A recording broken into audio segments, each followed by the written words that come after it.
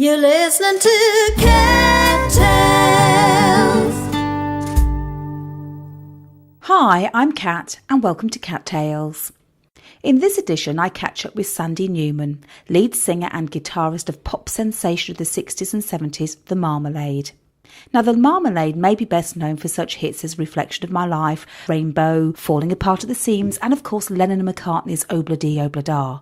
But Sandy Newman is a whole lot more than that.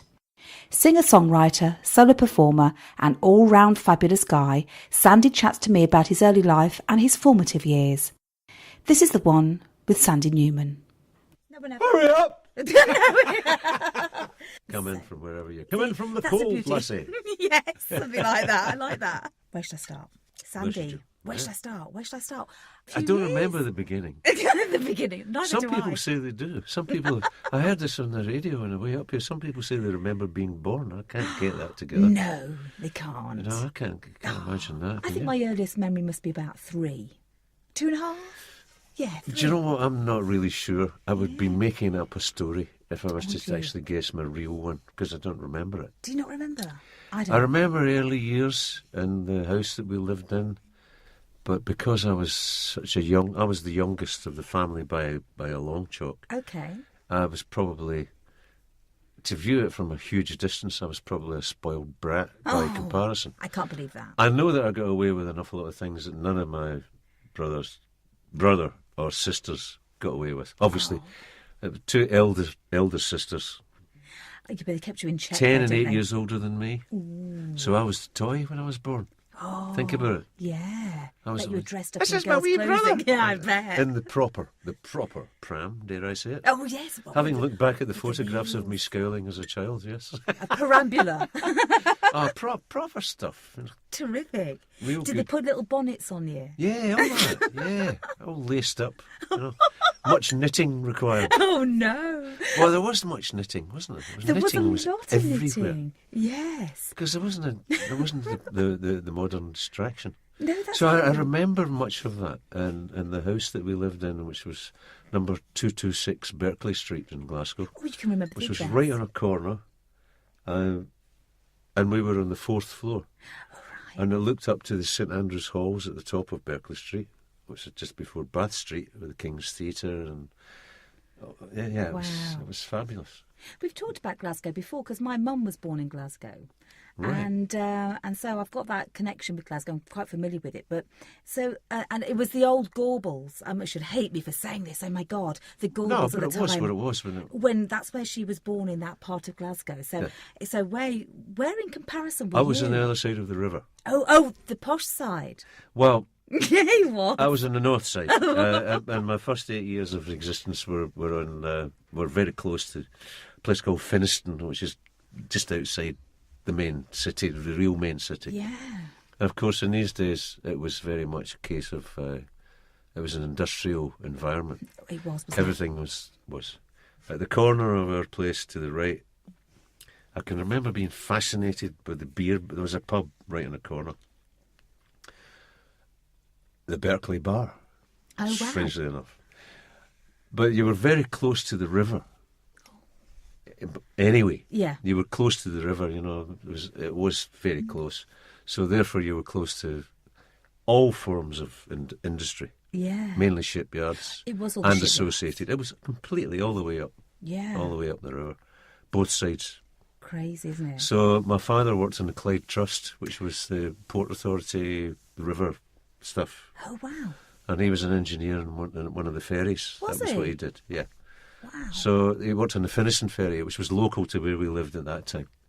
There was an amazing. environment of wee working men with cloth caps and a Friday Yeah. night, you know, wee boys and girls getting their dad out of the pub so that the mother could get the wages before they pissed it against the wall. I love it. That's great. But yeah, I just remember being fascinated because it was the days with they opened up this grate and all these beer barrels rolled underneath the pub. So that's one of my early memories of being something that really struck me. It's like, wow. Wow, what's all Well, this stuff. about? And with all these wee men, you know, there's all these wee men everywhere, you know. Oh, I'm crazy. Oh, yeah. Yeah, go Uh, down the pub. Having yeah. a quick half. So how long were you in Glasgow for before you came down to this side of the border? Well, I mean, I was there when we left that particular part of the city. My father moved to Renfrew Ferry, and we moved out of town, which was, I mean, I don't even think it's 4 miles, but it was like 100 miles in these days.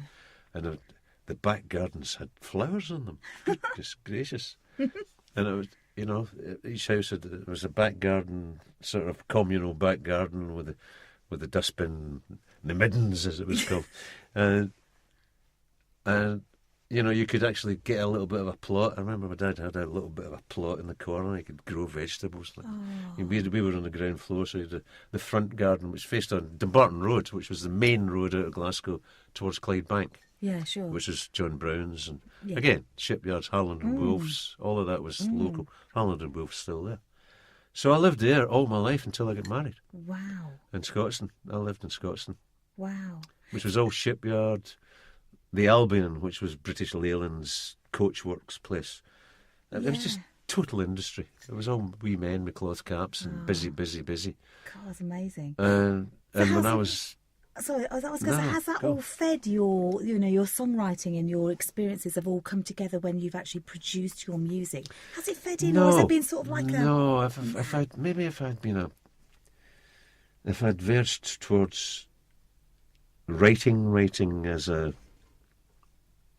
actual, what's the word? You know, like writing plays or writing books or little bits and pieces.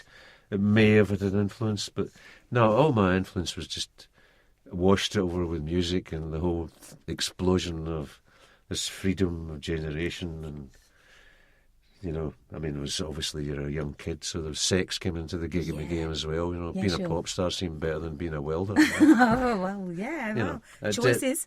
Life it seemed choices. that way, you know. Yeah. Never sure. Welding. Let me think about this. No, I don't think. No, but you know, that was it. You know. Yeah. So that's what attracted you into the profession, then. Well, I take music. I mean, I always find it a bit crass. It wasn't really in the family as such. You know, my dad, we had a piano that had come from Kirkcaldy because my mother had come from Kirkcaldy, and some auntie had died, so we had this thing.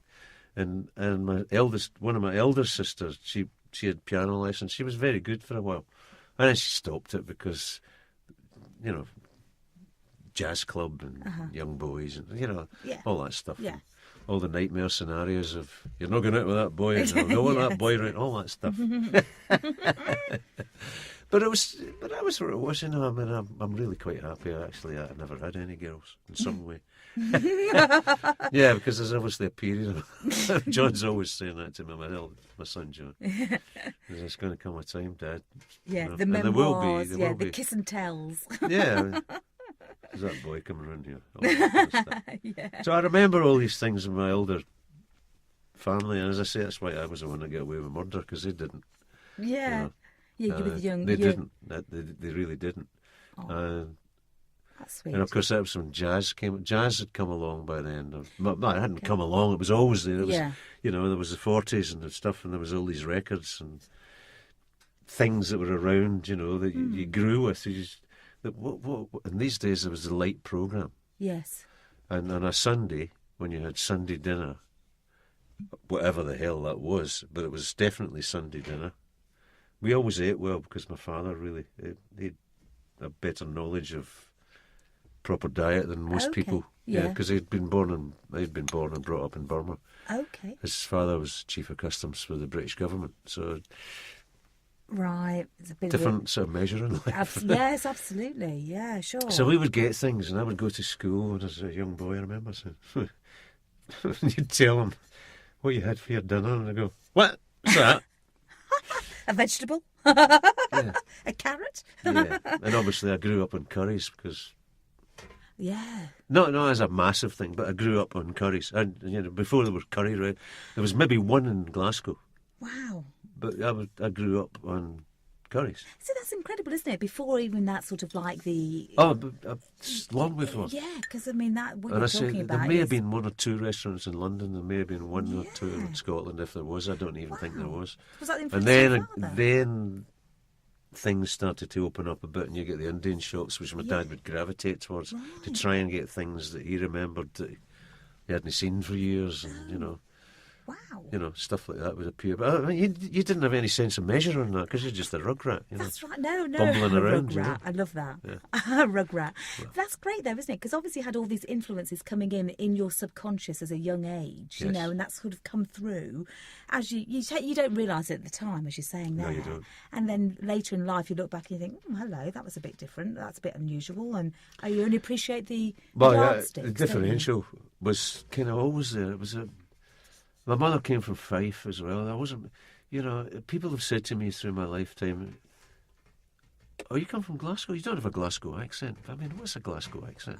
Not sure. She might go like that. No, talk a lot of shit. No, see you. I'm going to chim you wee bugger. That is a Glasgow accent, but I never spoke like that. No. And we never spoke like that, and we were definitely encouraged not to speak like that. And it didn't have to be encouraged. It was natural. Oh, and I don't mean we were super polite, because we weren't in any way upper class or upper anything. But No. although my mum would have liked to think that, but then a lot of mums did in these days. Of course. Yeah. Oh, that's nice, though, isn't it? Uh-huh. So, what was the introduction to music for you then? If it wasn't a musical family, it was. Well, as I say, there was the piano then. Well, my brother played violin, Okay. and he's basically about 6 years older than me, sparing a few months. And it was just that thing, Yeah. So around it. So he did, so I did, and I went to his violin teacher, who was fabulous. I remember him, albeit I was a really young kid. I remember it really clearly, because he was a fascinating person too. He's still in my head. Picture of him, I can see him. Oh, wow. He was a Polish Jew, Crikey. which was called a Polak, or something, I think, in these days. That's what it was. Yeah. And he had tight curly hair, he was thick set, big thick lips. I mean, he used to get really passionate about the whole thing. Oh, wow. And when he got really passionate, he would foam at the mouth. I've been trying to get that one together, but it's not working for me. The drool. No, just dribble. No, but I used to, and the place I got taught violin was my brother's senior secondary school, because by that time he'd just go in there, and it was the same room, and it had fish tanks in it. But it was the passion that this man stuck with me, and it has stuck with me all my life. Really? If I think about passion, You Mr. spoke Ruddick. about that. Oh, wow. Isn't that incredible? That's Yeah. so vivid in your mind. And it's kind of. and I've had I didn't have a lot of teachers after. I only had the violin went out the window when we moved to Scotland from the centre of Glasgow, because the violin teacher I had at the new school was a wispy little woman. Oh. And I'm not kidding. It sounds terrible to say, but she had such a bad squint. Oh. Even as a child, it was really hard to be in the same room and take it seriously. And that sounds so bad, but it's, I mean, it was Oh.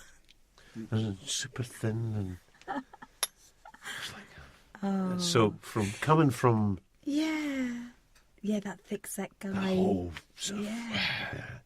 to To a little wispy lady. so I stopped playing the violin. It's I amazing stopped what playing the influence it has on you as a child, though, isn't it? And how that sort of impacts on you, and that could change your whole life. Which clearly the violin playing out the window. No, it does. It Did does. the guitar playing come in at that stage, or when did No, that happen? well, I guess I always say it this way. I followed on from my brother. There was a guitar in the house because he started playing. He got interested in the early folk, which was chronologically fine. And after the trad jazz, and he was never a modern jazz. He used to go to trad clubs and stuff. Okay. But a lot of the traditional clubs became pop venues. Like the Yeah. Maryland in Glasgow was traditionally it was a dance class. It was a dance thing. Okay, like an old dance People school. went. My eldest Yeah? sisters went there to learn Ballroom. dance, Oh, okay. and then it became a trad jazz club, Yeah. and then it became. But so along with trad jazz came some of the early blues artists that came over to work for Yeah. excuse me, That's right. No, that's fine. to work for nothing in this Yeah. country, your Sonny Boy Williamsons and all that came over and just Yeah. because they didn't have any work in America. Yeah. So I said, what? Fuck off, black bastard. Yeah. You know, that was.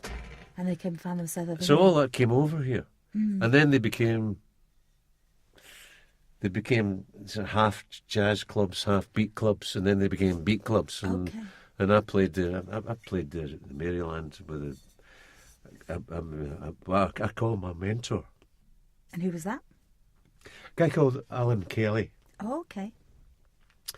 He ran bands, much senior. He was a much more senior person to me, and I'd been in this situation with this bass player.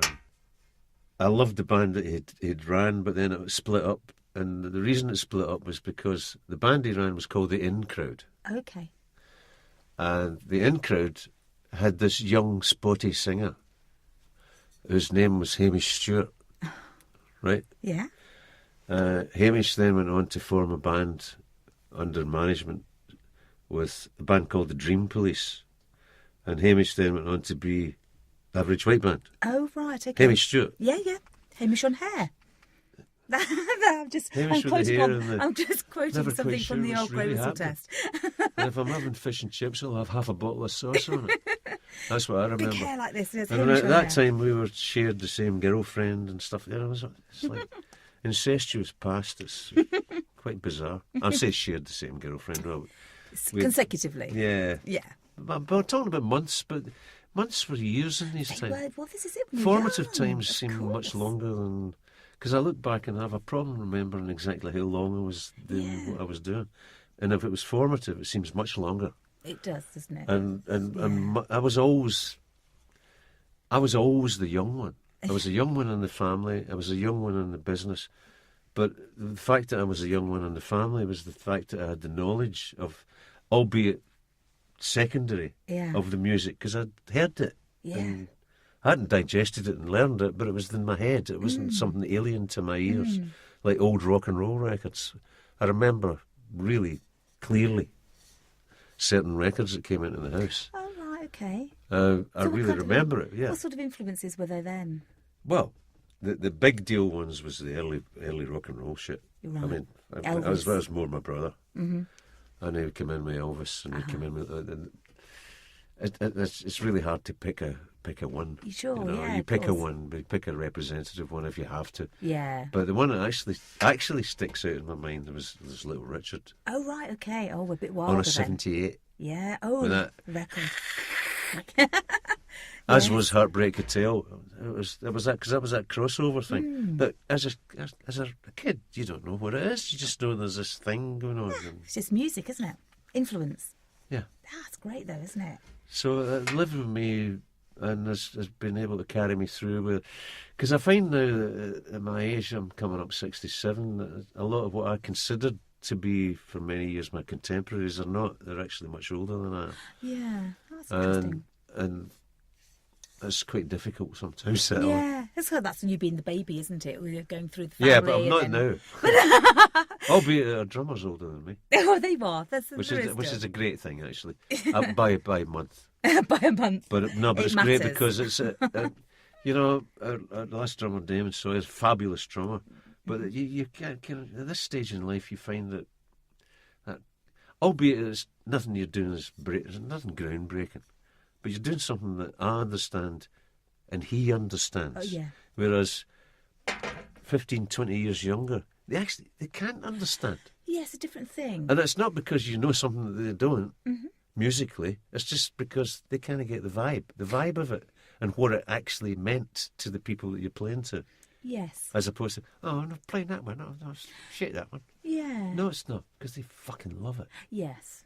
and it's about how you deliver it, That's right. and that's not a spoken thing. I don't like having to do that. I never have. Which, in some ways, I'm not a great communicator from that point of view because I don't like to be the boss, but I'm perceived as the boss. It's true. Yeah, of I course. kind of. Well, Marmalade, is Sandy Newman, let's be honest. That's, you are. Well, that's the way it's been perceived, and I've had that rammed down my face for about 25, 30 years. But, I mean, but come Dave on. D was dead. Well, I know, but You're being modest. You're being modest. I don't 'cause know. it is. I don't know what I'm Yeah, being, you but are. it is what it is. You're know. being modest. Marmalade is Sandy Well, Newman. but then there's always that thing. Who's irreplaceable? Nobody. No, but then you see, to live on, the band must have yourself, Alan as well, an original member, and that. So there's kind But of it's like not that. an original member. Well, it's had that transition though. But Alan's been in it It's a long been there time, since hasn't it? 1979. Wow, that's a lifetime anyway. That's exactly. It's all a lifetime.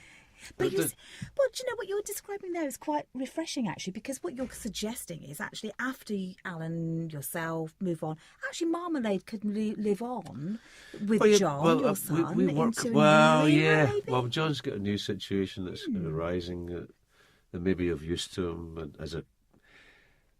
as a career, not as a career move, to be honest, but as an earner, proper earner. I mean, He's a got his young own man. stuff going on, hasn't he? He's a young man. He's not a young man. He's 39. He's 40 this year. Yeah. So he's not a young man. He's got 2 girls, and he's got another eldest daughter who's 17 in February. And commitments come in life, and your chance goes in some ways. Yeah, well, you've got to grasp it while you can. Haven't you? No, but the talent doesn't go away with him. No. The drive and the talent. I mean, if you saw him, if you saw him physically, He's changed quite a lot since I last dramatically. saw him. I know. Somewhere else, some new planet that I never thought would happen. Because he was always a bit chubby, John. Well, last Now time I he's saw super fit. Yeah. Super. Well, last time I saw John was when we were doing the penultimate, wasn't it? And that's a few years ago now, since we were working on the penultimate project, and that's probably about 5 years ago now, isn't it? Which makes it feels a bit painful, doesn't it? But yeah, so John has changed quite a bit. He's got into this health fit. And that's only the last 18 months. Oh wow! He started running. Yeah, that's. And stopped smoking fags, because I'd stopped smoking fags. Oh. Well, He does the old puffer stuff, the vapour thing. Yeah, all that stuff. Oh, okay. Big time. He does it big time. But he took to the running. Yeah. Oh wow! And that's He's got friends that do it, and he does it, and he's still. He's not soldiering a cause. He just does it. Yeah, well, it's part of his routine. That it's completely part of his routine. And I can't believe the amount of weight he's lost. Yeah. And the state of health that he's in terms of. Well, that's good. That's good. And he's at a great age to be like that. Yeah. I'm viewing as a parent, of course. Yeah, of course. I have to say my boys are my favourites. And the fact you've got 2, yes, makes it nice and easy. But of course, you've given up smoking, haven't you? I'm a year ago October. Yeah. So it's well over a year. What is that, a year? Yeah, it's just 4 months. January. Well, 3 months. Yeah, that's good. A year and 4 months. That's good going. And you've had a knee operation, I know, but all sense and purposes, you're still out there gigging with Marmalade. I'm still doing what I do, and it's got a validity for what it is, and I say that, but the validity of it is where I believe it belongs. Is becoming less and less, because it is becoming less and less, and there's no way it can't be. Yeah. Because it's only with those who really get a thing about it. Because there's other people who could go out and play the same tunes and get the same reaction to the same tunes with a different style of audience. That's what I mean. Nobody's irreplaceable.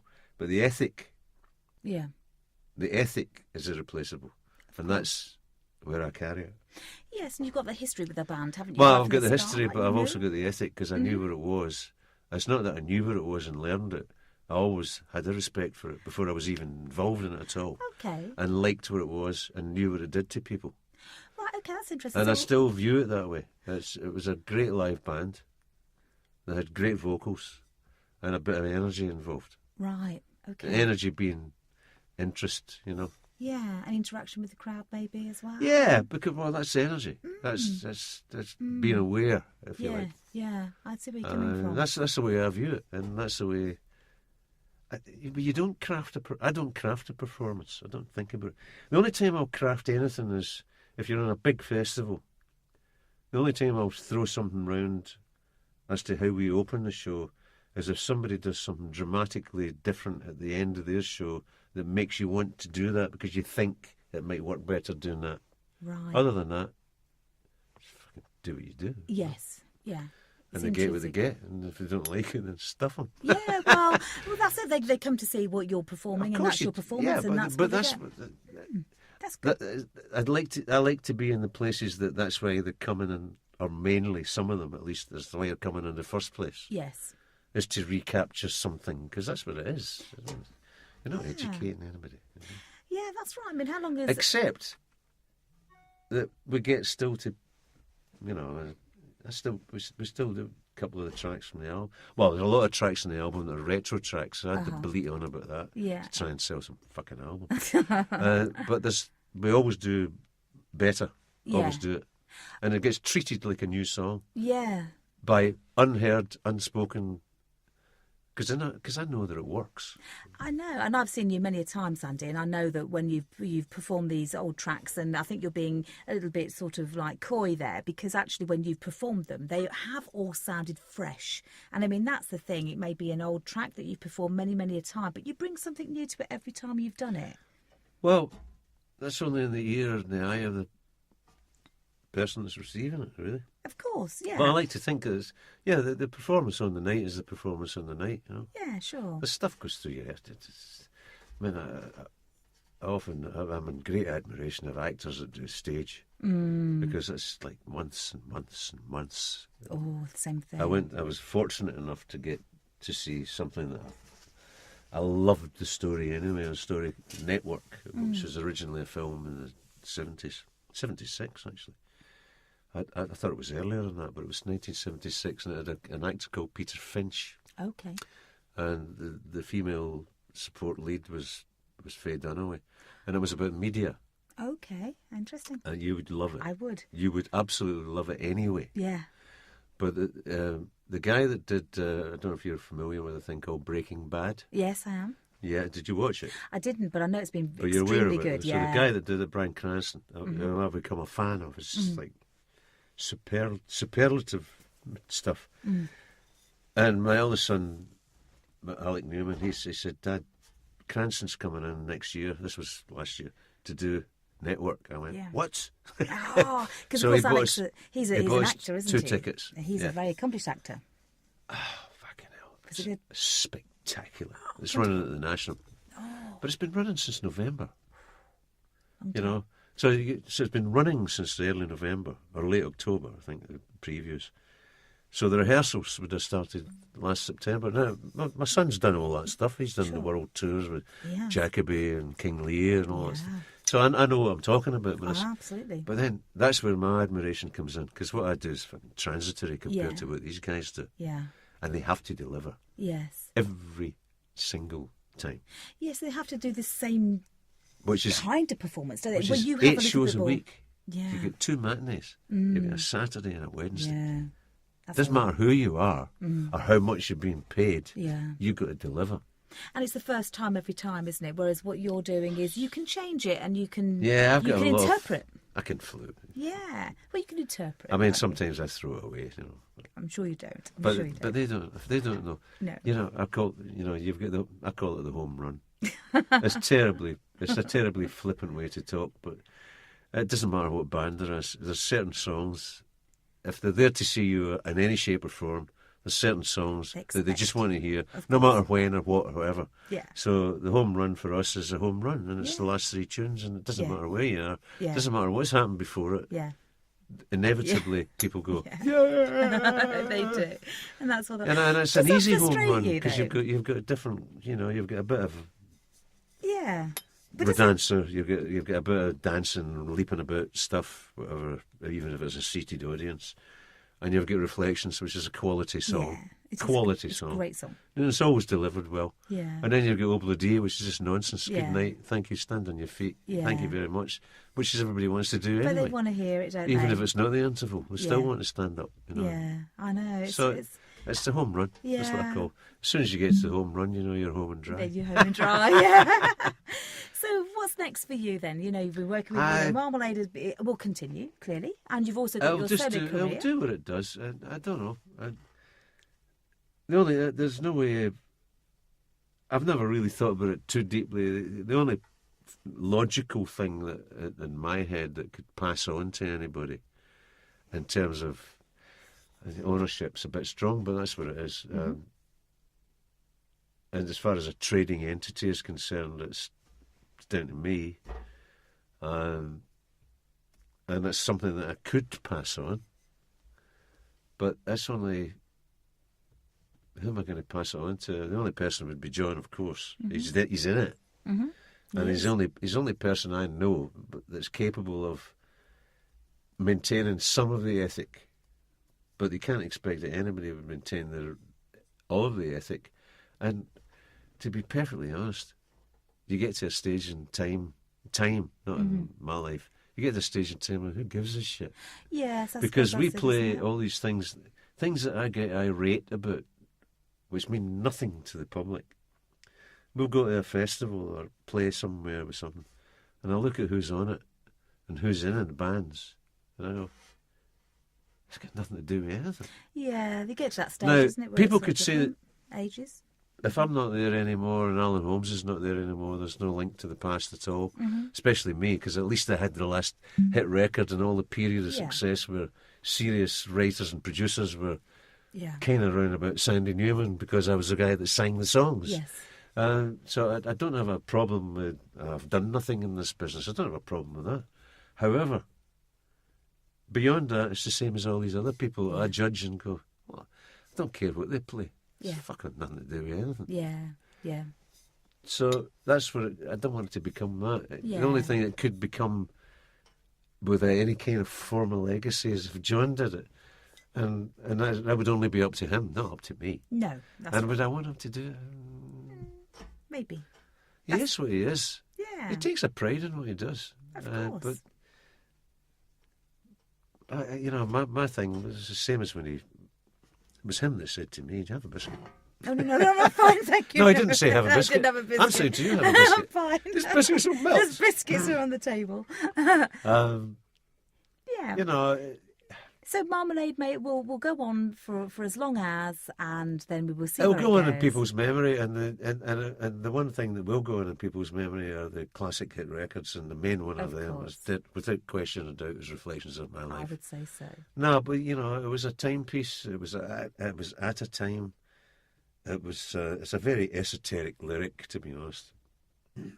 But a great tune, and people want to come and hear Yeah. it, don't they? So if somebody wanted to come, But and it was tied into, when you look at it historically, it was tied into the Vietnam War, which is why it was. Oh, right, It wasn't okay. written about that. Okay, But it's that like was when it was. time period. That was why it was such a big record in America. Right. That was why, Okay. because of the. The timing and the retrospective sort of or the visuality. Yeah. Oh, so if people want to come and see you, then Sandy, where can they come and see you? Where do they go for all the details of the gigs? Where are we working recently? We don't do much, to be honest. You did quite. So the best place to go is maybe marmalade.net. Yeah, yeah. And have for a that, look but that's yeah. and that'll have all the gigs on That's it. constantly. That's been the website's been updated for the last year and 2 months. Good, good. It's all sitting there waiting for me to give them a bio, which makes me go, Uh-oh. "You need a bio." There's a lot of work. It's a big bio. I can't help but you know firsthand. I do. I'm not negative about it. It's like I've got to fucking write a bio about me. It's hard to do that about yourself, then, isn't it? I'll get my son to do it because he's coming to do basically what you're doing. Oh. He wants to catalogue what his dad's done in his life and from his perspective. And why not? What a legacy you've got. Well, as he's done it for his father-in-law. He didn't do it for that purpose. He just wanted to do it because his father-in-law worked at the slaughterhouse Oh, wow. in Glasgow. Oh, in Glasgow as And well? it was a Oh, bouncer right. at the Denison Palais, which was an early ballroom, which was, you're talking about a All rough the way area. back. Oh, really? And if you're talking about anybody that worked in the slaughterhouse, you're talking about a lot of people who Hard were guy. very drunk and very violent. Oh, right. So and then he captured all this stuff. Oh, He wants to do it with me. So, that's good.